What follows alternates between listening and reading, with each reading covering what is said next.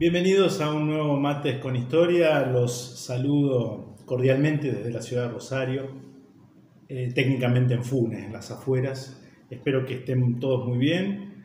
Le damos la bienvenida, como siempre, a los nuevos suscriptores del canal. Les agradecemos la difusión de Mates con Historia y los comentarios que algunos de ustedes dejan sobre los temas que vamos tratando.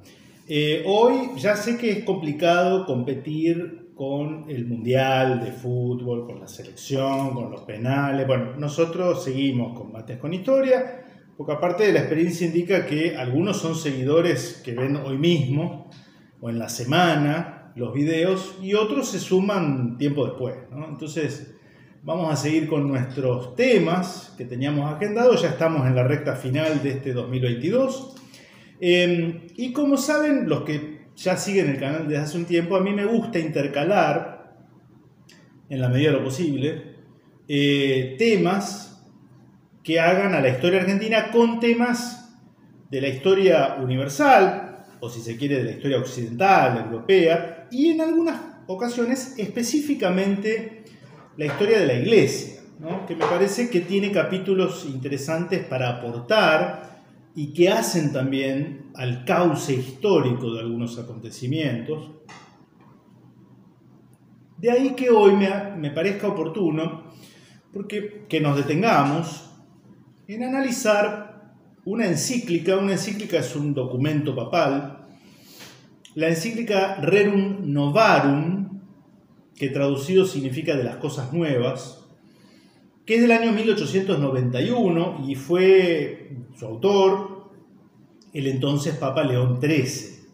El Papa León XIII. Se conoce esta encíclica como la que empieza a sistematizar lo que llamamos la doctrina social de la Iglesia, ¿no? Es decir, la Iglesia Católica desde siempre había reflexionado sobre cuestiones sociales, pero no lo había hecho de un modo sistemático, generando un cuerpo doctrinario, y es a partir de esta encíclica en la que los papas empiezan a generar o priorizar en sus mensajes pontificios la cuestión social. Es decir, en concreto lo que vamos a ver hoy es la crítica que hace León XIII al capitalismo liberal, la crítica que también hace al marxismo, él lo llama socialismo, y el punto de vista católico respecto de la propiedad de los bienes,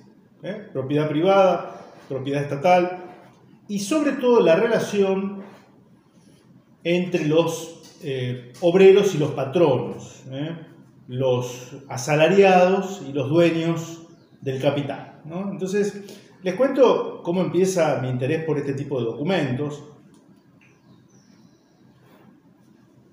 Hace ya varios años, en la UCA de Rosario, en la Facultad de Derecho de la UCA de Rosario, me ofrecen ser parte del staff docente, el cuerpo docente de una carrera que iniciaba, estoy hablando del año 2005, la carrera de martillero público, que aún sigue existiendo. Y las autoridades de la UCA de entonces me asignan la tarea de dar clases de doctrina social de la Iglesia.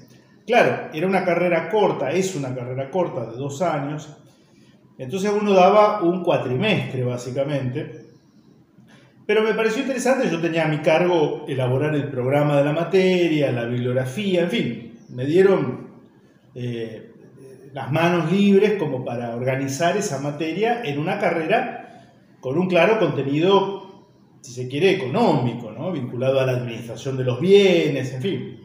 Entonces me pareció interesante incluir algunas de las definiciones que ahora vamos a leer de León XIII, que ya en 1891 criticaba fundadamente al liberalismo o al capitalismo liberal, pero también se anticipaba en lo que algunos creían que podía ser la solución a los males generados por el capitalismo, que era el marxismo. Entonces me pareció interesante y dio, creo, buenos resultados. Yo, tiempo después, dejé de dar esa materia por cuestiones de agenda, no me daba los tiempos, sinceramente. Pero bueno, creo que los actuales docentes siguen utilizando el programa de la materia que yo hice hace ya 18 años y la bibliografía, ¿no? Entonces, León XIII, vamos a tratar de poner algunas imágenes. León XIII nace en 1810, y va a morir en 1903. Va a ser uno de los pontificados más largos de la historia de la Iglesia. Sucede en 1878 al pontificado más largo, que fue el de Pío IX.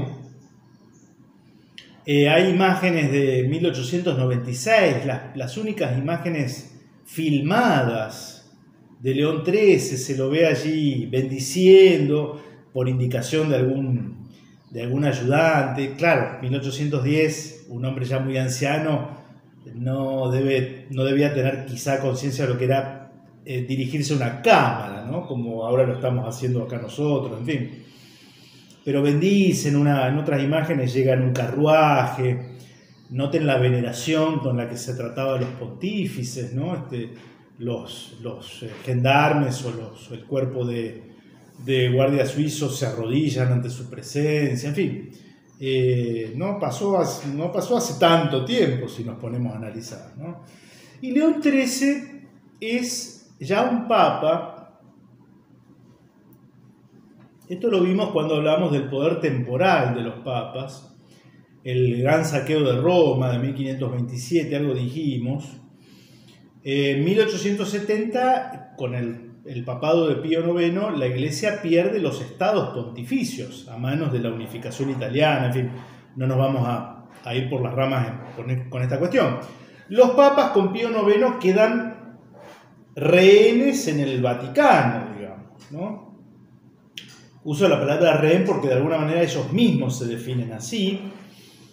Recién, en 1929, la Santa Sede y el Estado de Italia, el Estado italiano, van a firmar el famoso concordato, por el cual se crea e Italia reconoce el Estado de la Ciudad del Vaticano. Pero la realidad, frente a lo que algunos vaticinaban como el fin del mundo, ¿no? Que la Iglesia perdía los territorios pontificios que había poseído durante siglos, la realidad es que los pontífices, a partir de entonces, empezando por el mismo Pío IX y siguiendo por León XIII, se concentran decididamente en su labor pastoral, ¿no? Es decir, dejan de ser soberanos, lo van a hacer del minúsculo Estado Vaticano, pero dejan de ser gobernantes planetarios, ¿no? Lo hemos hablado de esto, por eso dejamos los links para que si quieren abundar en esta cuestión, vayan. Y es un mundo de enormes cambios, de enormes transformaciones sociales, económicas, culturales, políticas, que demanda la voz del obispo de Roma, del pontífice, por lo menos que hable con autoridad para la Grey Católica, ¿no? Para los bautizados, en un mundo de enorme confusión doctrinal. Y la voz de León XIII se va a escuchar, o por lo menos él la va a proclamar. Yo voy a leer algunos párrafos, les sugiero la lectura del documento, esto lo pueden encontrar en el sitio web del Vaticano, en español, ¿no? La verdad que la encíclica me sorprendió. Uno imagina el llamado lenguaje de la diplomacia vaticana, ¿no? Uno está, quizá por prejuicio, a veces también hay documentos que dicen algunas verdades de modo más elíptico, más disimulado. Se pretende quizá no romper lanzas o ir con los botines de punta, permítanme ya que estamos con la cuestión del fútbol. El lenguaje de los pontífices tiende a ser mesurado, ¿sí? Evitar palabras ásperas. Bueno, vamos a leer ahora y ustedes dirán, ¿no? León XIII, miren, acá empieza el documento y tras un párrafo inicial de saludo, empieza a repartir piña para todos lados, ¿no?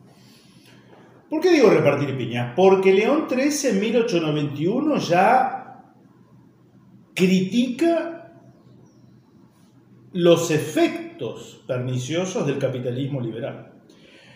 hace ya un siglo que el liberalismo ha triunfado. Estalla formalmente en 1789 y durante el siglo XIX va haciéndose del gobierno de las naciones y se constituye en la ideología hegemónica del mundo occidental, ¿sí? Y algunos resultados, no generalizo, quizá esos resultados, que ahora vamos a ver cuáles son, no hayan sido deseados, no hayan estado previstos en la cabeza de los filósofos, los padres del liberalismo político, pero se producen, ¿no? Se producen. Sobre todo como consecuencia de la versión económica del liberalismo, que es el capitalismo. Es decir, la prevalencia del capital por sobre otras fuerzas económicas, ¿no? Entonces, León XIII critica de modo contundente las consecuencias. Las consecuencias, ahora lo vamos a ir diciendo, cuáles son esas consecuencias. Pero al mismo tiempo, hacia la segunda mitad del siglo XIX, claro, empiezan a surgir revoluciones sociales, 1848, ¿no? La más conocida, pero se entra en una etapa de turbulencias sociales y aparecen los que quieren solucionarlo todo, hacer justicia, llamémosle así, el anarquismo, el trotskismo, pero quien finalmente va a ser la corriente hegemónica contestataria del capitalismo va a ser el socialismo. León XIII utiliza el término socialismo, podría haber puesto marxismo, claramente está familiarizado en 1891 con las teorías de Marx, no lo nombra, no hace nombres, pero es indudable la referencia a Marx en el Capital, en fin, ¿no? Entonces él se adelanta, ¿a qué se adelanta? A decir que lo que pretende ser el remedio para la enfermedad del capitalismo va a terminar siendo peor el remedio que la enfermedad.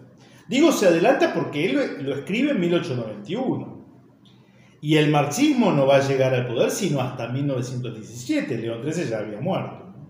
Y por eso 100 años después de esta encíclica, en 1991, otro pontífice, San Juan Pablo II, va a escribir una encíclica a la que nombra Centesimus Annus, es decir, a los 100 años de la Rerum Novarum. Y le dedica los primeros capítulos a decir, ¿vieron? León XIII tenía razón. León XIII tenía razón. En la crítica que hace al capitalismo y en la crítica que él se adelanta, es profética su voz, que hace al marxismo. Porque él da las pautas por las cuales el marxismo, si llegara al poder e implementara sus teorías en la práctica, va a fracasar. Y fracasó. Vamos a León XIII. El asunto es difícil de tratar y no exento de peligros. Es difícil realmente determinar los derechos y deberes dentro de los cuales hayan de mantenerse los ricos y los proletarios, los que aportan el capital y los que ponen el trabajo. Es discusión peligrosa, porque de ella se sirven con frecuencia hombres turbulentos y astutos para torcer el juicio de la verdad y para incitar sediciosamente a las turbas, la agitación social, ¿no? Sea de ellos, sin embargo, lo que quiera, vemos claramente, cosa en que todos convienen, que es urgente proveer de la manera oportuna al bien de las gentes de condición humilde. Es urgente. Pues es mayoría la que se debate indecorosamente en una situación miserable y calamitosa, ya que, disueltos en el pasado siglo los antiguos gremios de artesanos, sin ningún apoyo que viniera a llenar su vacío, desentendiéndose las instituciones públicas y las leyes de la religión de nuestros antepasados, el tiempo fue insensiblemente entregando a los obreros, aislados e indefensos, a la inhumanidad de los empresarios y a la desenfrenada codicia de los competidores. Muy interesante. Primero, se darán cuenta que León XIII describe la realidad de los obreros como calamitosa, dice, ¿no? Pues es mayoría la que se debate indecorosamente en una situación miserable y calamitosa. Estamos hablando de la época en la que en las fábricas no existían lo que llamamos hoy las leyes sociales. Vacaciones pagas, jornada limitada de trabajo, reglamentación o prohibición de ciertos trabajos para las mujeres y para los niños. No existía nada de eso, ¿eh? El trabajo humano era considerado por el liberalismo económico como una mercancía más. Esto hay que decirlo y hay que reconocerlo. Una mercancía más, para la cual rigen las leyes del mercado, las famosas leyes del mercado. Oferta y demanda. Bueno, vamos a tratar de poner imágenes, cómo vivían las mayorías sociales en esa Europa, ¿no? Gobernada desde hacía un siglo por el liberalismo. Y hay un dato interesante que dice León XIII.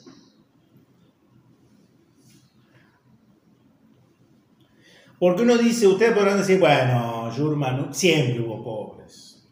Siempre hubo pobres. No se lo endilga al liberalismo. Pero un momentito, siempre hubo pobres, pero a veces, fíjense lo que dice acá como al pasar. El Papa, no Marx, el Papa. Ya que disueltos en el pasado siglo, o sea, él escribe en 1891, el pasado siglo es el siglo XVIII. Disueltos en el pasado siglo los antiguos gremios de artesanos, sin ningún apoyo que viniera a llenar su vacío. Él se refiere, estamos en el segundo párrafo de la encíclica, lo que está diciendo es, ya que disuelto, o sea, está atribuyendo esta consecuencia de un obrero, dice, solo e indefenso, aislado e indefenso, a una ley que tiene nombre y apellido y fecha, que es una ley de 1791, Revolución Francesa, la ley Chapelier. La ley Chapelier que prohibía los gremios de artesanos. Los gremios de artesanos eran los sindicatos, permítame la expresión, que venían de la Edad Media.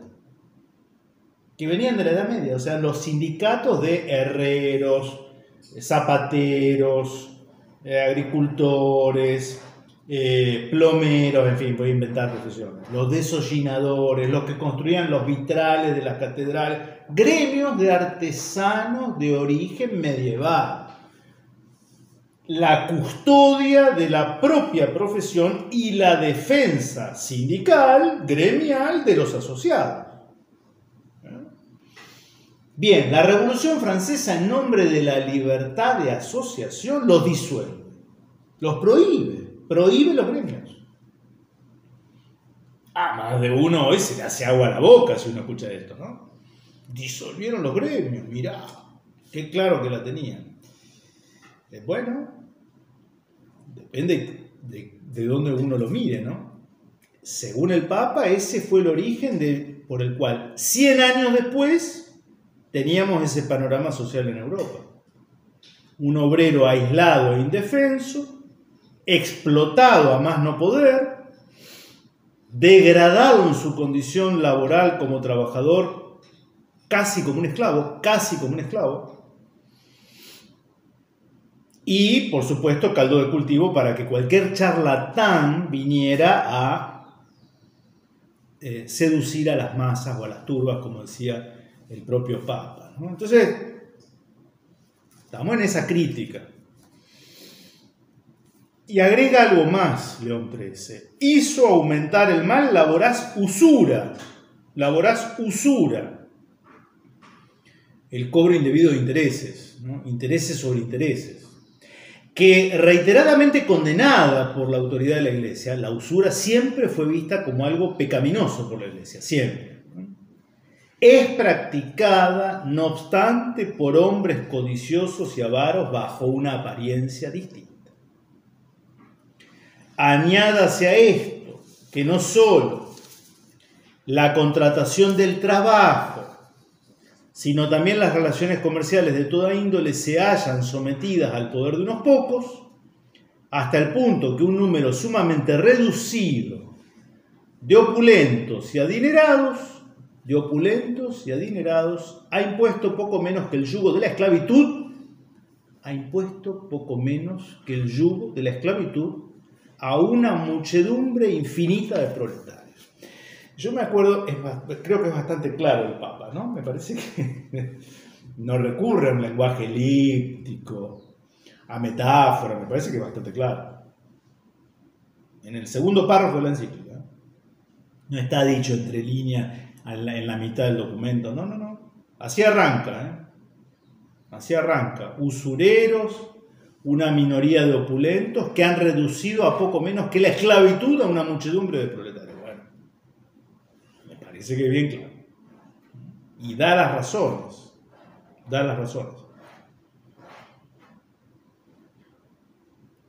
En esas clases que yo les mencionaba en la facultad, a veces para que nos riéramos un poco todos, alumnos y yo no les decía que esto era una encíclica y quién era el autor, entonces les daba para que algunos leyeran estos párrafos, ¿no? A ver, por favor, fulano, mengana, léenos a todos, ¿no? Y leían ese. Entonces yo les preguntaba, ¿quién pudo haber sido el autor de esas palabras?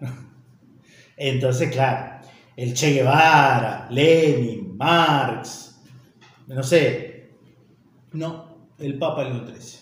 Y quedaban ahí como medio tecleando, ¿no? Porque es como que desestructura el prejuicio, ¿no? El preconcepto que muchos tienen, ¿no? Que ven o veían o creen que el pontífice o la iglesia aliada de los poderosos, acá parece ser que denuncia bastante de manera contundente, ¿no? A los poderosos. Ahora vamos a ver qué dice también de los que están del otro lado, ¿no? Entonces, describe un panorama que creo que nadie hoy lo puede negar. Era la explotación del hombre por el hombre. En una Europa que claramente, por eso hay una parte que dice, desentendiéndose las leyes de la religión de nuestros antepasados.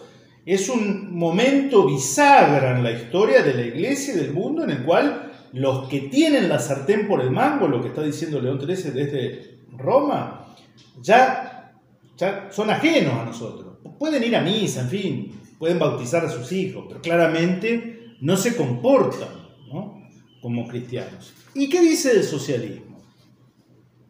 Para solucionar este mal, los socialistas, atizando el odio de los indigentes contra los ricos, tratan de acabar con la propiedad privada de los bienes, estimando mejor que en su lugar todos los bienes sean comunes y administrados por las personas que rigen el municipio o gobiernan la nación. La confiscación de los bienes, la abolición de la propiedad privada, que postuló e implementó el marxismo, ¿no?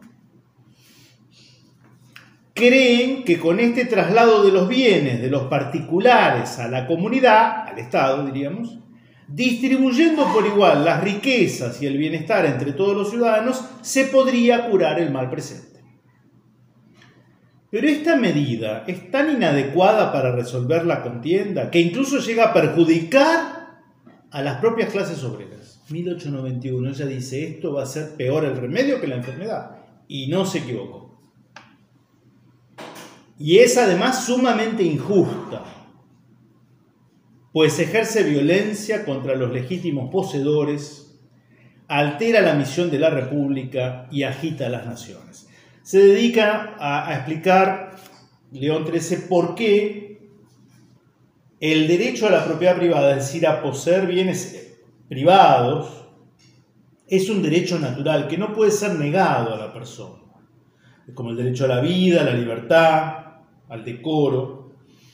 Bueno, en fin, recurre a una serie de metáforas que yo no las comento acá porque eran propias de una sociedad en el que buena parte, estamos en 1891, buena parte de la población europea incluso, todavía era rural, ¿no? Entonces recurre a metáforas de tipo campestre, llamémosle así, ¿no? Y acá esboza un concepto que es muy cristiano, que es el destino universal de los bienes. El destino universal de los bienes. ¿Qué significa esto? Que no hay propiedad privada, no, a veces hay confusión en algunos sectores. Se dice que Dios dio la tierra en común al género humano, no porque quisiera que su posesión fuera indivisa para todos, sino porque no asignó a nadie la parte que habría de poseer. Ese es el destino universal de los bienes. Dejando la delimitación de las posesiones privadas a la industria de los individuos y a las instituciones de los pueblos. Por lo demás, a pesar de que se haya repartida entre los particulares, no deja por ello de servir a la común utilidad de todos, ya que no hay mortal alguno que no se alimente con lo que los campos producen. Está también esbozando, León XIII, lo que la Iglesia empieza a llamar la función social de la propiedad privada. Es decir, frente a un capitalismo que dice, que proclama el derecho a la propiedad privada, es más, lo erige como el derecho. Texto de la Constitución de 1853 en Argentina. La propiedad privada es inviolable, inviolable. El capital es inviolable. Capitalismo. El socialismo dice, no existe la propiedad privada. El propietario tiene que ser uno solo, el Estado, que distribuye entre todos. León XIII dice, ni lo uno ni lo otro. Es decir, la propiedad privada existe, es un derecho natural. Porque en el fondo termina diciendo, o sintetiza, cuando un obrero, cuando una persona compra un terreno, un departamento, en fin, un vehículo, no está haciendo más que revestir de otra forma lo que en realidad es el producto de su salario, es su ahorro, es su retribución por su trabajo, ¿no? Y si reconocemos que tiene poder de disposición sobre su salario, ¿cómo no vamos a reconocer que tiene también derecho a poseer en privado si el salario muta y se traslada y se transforma en un terreno, en una habitación, en un monoambiente o en un campo? Pero ¿cuál es el tema? Lo que la Iglesia dice es que hay una función social de la propiedad privada. Hay un derecho a la propiedad privada, pero esa propiedad privada debe ejercerse, debe usarse con función social. Es decir, yo tengo derecho a gozarla, pero al usarla, debo usarla como si fuera de todos. Esto quizá moleste a algunos oídos, pero yo estoy diciendo lo que dice la Iglesia. No estoy inventando nada. No estoy inventando nada. Ahora vamos a volver. Con lo que de nuevo viene a demostrarse que las posesiones privadas, la propiedad privada, son conforme a la naturaleza. O sea, hay un derecho a la propiedad privada. Pues la tierra produce con largueza las cosas que se precisan para la conservación de la vida y aún para su perfeccionamiento, pero no podría producirlas por sí sola sin el cultivo y el cuidado del hombre. Ahora bien, cuando el hombre aplica su habilidad intelectual y sus fuerzas corporales a procurarse los bienes de la naturaleza, por este mismo hecho, su industria, su trabajo, se adjudica así a aquella parte de la naturaleza corpórea que él mismo cultivó, en la que su persona dejó impresa una a modo de huella, de modo que sea absolutamente justo que use de esa parte como suya, y que de ningún modo sea lícito que venga nadie a violar ese derecho en él mismo, ¿no? O sea, defiende el derecho a la propiedad privada, pero con un límite: la función social. Por tanto, ojo con esto, para que no nos confundamos, no nos dejemos encantar, ¿no?, con el canto de sirena, porque esto hoy está vigente. Yo les explicaba a mis alumnos en estas clases que mencionaba que en realidad el capitalismo y el marxismo, sobre lo que discuten, es sobre quién gestiona la propiedad. Lo que discuten es la titularidad del dominio, si me permiten. lo que discuten es finalmente a nombre de quién está la escritura del campo. Vamos a ver el ejemplo del campo. El capitalismo dice a nombre de los particulares, que significa decir que el que puede llega a tener la propiedad y el que no se joroba. El marxismo dice, no, como esto genera inequidad, entonces hay un solo propietario, el Estado. Discuten eso, pero coinciden en algo. Para ellos, el uso de la propiedad no tiene límites. No tiene límites. Es decir, si yo pregunto a un liberal, vos con tu campo podés hacer lo que quieras, el liberal me va a decir, sí, hago lo que se me canta. Si quiero, prendo fuego mi campo de trigo. No hay límite para el uso que hago de él. O lo dejo improductivo. Por más que del otro lado del alambrado haya una hambruna generalizada y la gente se muera de hambre. Yo, con mi campo, hago lo que quiero. Y el marxismo, que se la da de paladín de la justicia distributiva, en el fondo razona del mismo modo. Niega la propiedad privada, no hay 15 propietarios, 20 particulares, hay uno solo, el Estado. Pero el Estado, con esa propiedad común, hace lo que quiere. ¿Quieren un ejemplo? Corea del Norte, ahí tienen, que es un país comunista al día de hoy. Tiene poder atómico Corea del Norte, tiene ojivas nucleares y también tiene cada tanto hambrunas. Hay un solo propietario. Pero ese propietario único, el Estado norcoreano, con la tierra hace lo que se le canta. La única posición que se desmarca y para la cual es anecdótico quien posee, pueden ser los particulares, puede ser también el Estado. Es una cuestión secundaria la titularidad, aunque hay que reconocer que el particular tiene derecho a poseer bienes propios. La Iglesia lo que sostiene es que acá el quid de la cuestión no está en a nombre de quién está la escritura, sino qué hago con el campo, el destino que le doy a las cosas. Ahí está el tema. Porque las cosas tienen una naturaleza, tienen un fin que deben cumplir, ¿no? Y si yo no le doy ese fin, las estoy desnaturalizando. Es interesante reflexionar sobre estas cuestiones, ¿no? Hay otra cuestión muy contundente en la cual León XIII vuelve a reiterar el magisterio de la Iglesia, según el cual las clases sociales no son enemigas una de otras, sino que son complementarias. Frente al liberalismo, que de alguna manera, quizá no lo proclama abiertamente, pero parte de la base del hombre, lobo del hombre, el estado de naturaleza es el estado de todos contra todos, es su fundamento. Y el marxismo, que para procurar justicia termina proclamando como categoría de análisis la lucha, el Papa León XIII nos dice a los católicos y a todos los hombres de buena voluntad, la clave está en la complementariedad de las clases sociales, la cooperación social, no la lucha ni la depredación de una clase, los poderosos sobre los más débiles.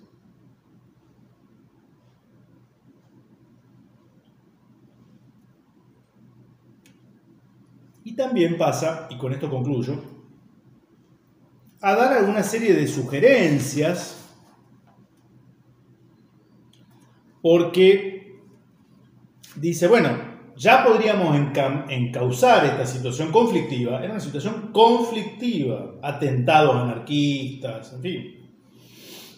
La Europa de fines del siglo XIX, comienzo del siglo XX, que de hecho se encamina a 2 guerras mundiales, ¿no? Se encamina a 2 guerras mundiales durante el siglo XX. Y afortunadamente para los católicos, la voz de un pontífice como León XIII y sus sucesores va a ser de la Iglesia una columna profética, ¿no? Y la Iglesia podrá atravesar ese tiempo de prueba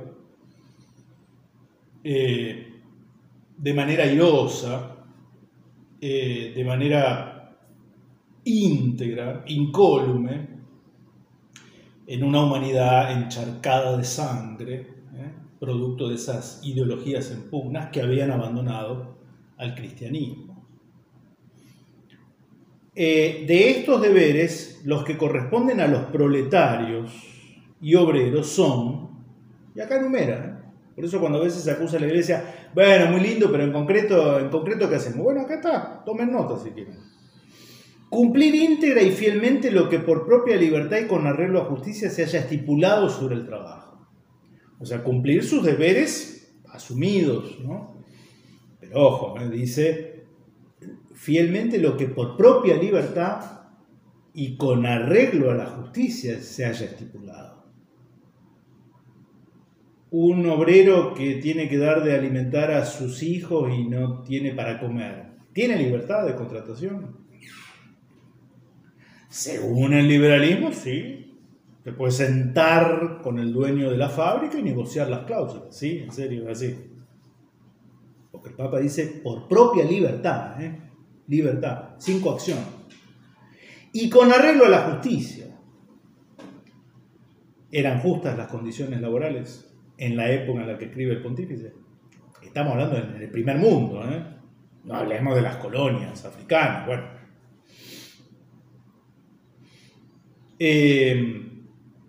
No dañar en modo alguno el capital, no ofender a la persona de los patronos, abstenerse de toda violencia al defender sus derechos y no promover sediciones, no mezclarse con hombres depravados que alientan pretensiones inmoderadas y se prometen artificiosamente grandes cosas, lo que lleva consigo arrepentimientos estériles y las consiguientes pérdidas de fortuna. Los deberes de los proletarios, los obreros. Y estos, los deberes de los ricos, no considerar a los obreros como esclavos. No considerar a los obreros como esclavos. Si un papa escribe esto en 1891 es porque cree, que ve que hay empresarios que consideran a sus obreros como esclavos, ¿entiende? Lo primero que dice, no son esclavos, son hombres libres. Respetar en ellos, como es justo, la dignidad de la persona, sobre todo ennoblecida por lo que se llama el carácter cristiano. Que los trabajos remunerados, si se atiende a la naturaleza y a la filosofía cristiana, no son vergonzosos para el hombre, sino de mucha honra, en cuanto dan honesta posibilidad de ganarse la vida. Que lo realmente vergonzoso e inhumano es abusar de los hombres como de cosas de lucro, y no estimarlos en más que cuanto sus nervios y músculos pueden dar de sí. León XIII, no el Che Guevara. León XIII, digo, algunos. E igualmente se manda que se tengan en cuenta las exigencias de la religión y los bienes de las almas de los proletarios, cómo han cambiado los tiempos, ¿no? Por lo cual es obligación de los patronos disponer que el obrero tenga un espacio de tiempo idóneo para atender a la piedad, no exponer al hombre a los halagos de la corrupción y a las ocasiones de pecar, y no apartarlo en modo alguno de sus atenciones domésticas y a la afición al ahorro. Tampoco debe imponérseles más trabajo del que puedan soportar sus fuerzas, ni de una clase que no esté conforme con su edad y su sexo. Pero entre los primordiales deberes de los patronos se destaca el de dar a cada uno lo que es justo, y acá desarrolla toda la idea del salario justo, la justa retribución, ¿no? Tema urgente que no podemos dar por cuestiones de tiempo, siempre nos quedamos con. Y termino con esto. Así pues quedan avisados los ricos de que las riquezas no aportan consigo la exención del dolor, ni aprovechan nada para la felicidad eterna, sino que más bien la obstaculizan. De que deben imponer temor a los ricos las tremendas amenazas de Jesucristo. Y cita a pie de página luego, ¿no? Y de que pronto o tarde se habrá de dar cuenta severísima al divino juez del uso de las riquezas. Sobre el uso de las riquezas, esto que hablábamos antes. Hay una doctrina excelente y de gran importancia que, si bien fue iniciada por la filosofía, está diciendo que no es de origen cristiano, es de origen filosófico. La Iglesia la ha enseñado también perfeccionada por completo y ha hecho que no se quede en puro conocimiento, sino que informe de hecho las costumbres, el uso de los bienes. El fundamento de dicha doctrina consiste en distinguir entre la recta posesión del dinero y el recto uso del mismo. Son dos cosas distintas. Una cosa es la posesión y otra cosa es lo que hago con el dinero, con el campo. Poseer bienes en privado, según hemos dicho poco antes, es derecho natural del hombre. Y usar este derecho, sobre todo en la sociedad de la vida, no solo es lícito, sino incluso necesario en absoluto. Y si se pregunta cuál es necesario que sea el uso de los bienes, la Iglesia responderá sin vacilación alguna, y cita: en cuanto a esto, el hombre no debe considerar las cosas externas como propias, sino como comunes. Es decir, de modo que las comparta fácilmente con otros en sus necesidades. A nadie se manda socorrer a los demás con lo necesario para sus usos personales o de los suyos. Repito, a nadie se manda socorrer a los demás con lo necesario para su propio uso y el de los suyos. Ni siquiera dar a otro lo que él mismo necesita para conservar lo que convenga a la persona, a su decoro. Pero cuando se ha atendido suficientemente a la necesidad y al decoro, es un deber socorrer a los indigentes con lo que sobra. Más adelante va a decir en otras partes, porque continúa la encíclica, así empieza. León XIII va a decir: hay que atender la caridad cristiana, socorrer al que necesita, la limosna, sí, pero también es mejor si estructuramos la vida en común en base a criterios de mayor justicia, ¿no? Porque ahí es mucho menos el tema de la pobreza y la precariedad laboral, etc., ¿no? En fin, me parecía que era interesante traer a consideración de ustedes, porque estos temas cada tanto vuelven, ¿no? Entonces el criterio, ¿no? La crítica al capitalismo, pero también anticipadamente la crítica a quienes creían dar la solución, los marxistas, que la historia se encargó de mostrar fracasaron. Y también la historia se encargó de mostrar que el propio capitalismo toma nota de que la explotación podía traer como consecuencia la desaparición del propio sistema. Aparece el estado de bienestar, el llamado estado de bienestar, durante el siglo XX en Inglaterra, Francia, Alemania, Estados Unidos, no por convicciones éticas o por haberse conmovido con las palabras de León XIII, quizá por una cuestión de astucia y de conveniencia, ¿no? Para evitar que la marea roja los cubriera, ¿no? Quizás sea por eso que últimamente, en las últimas décadas, se está desactivando ese estado de bienestar, ¿no? En fin, a mí me parecía interesante y a mí me gusta cuando la Iglesia y los romanos pontífices, los papas, interpelan la realidad y el mundo en el que viven, ¿no? No me gusta cuando un papa, digamos, escribe libros o sus obras pasan más por libros de autoayuda, ¿no? Te regalo una sonrisa, en fin. ¿Por qué? Porque libros de autoayuda puede haber 10.000 autores, muy buenos, por cierto.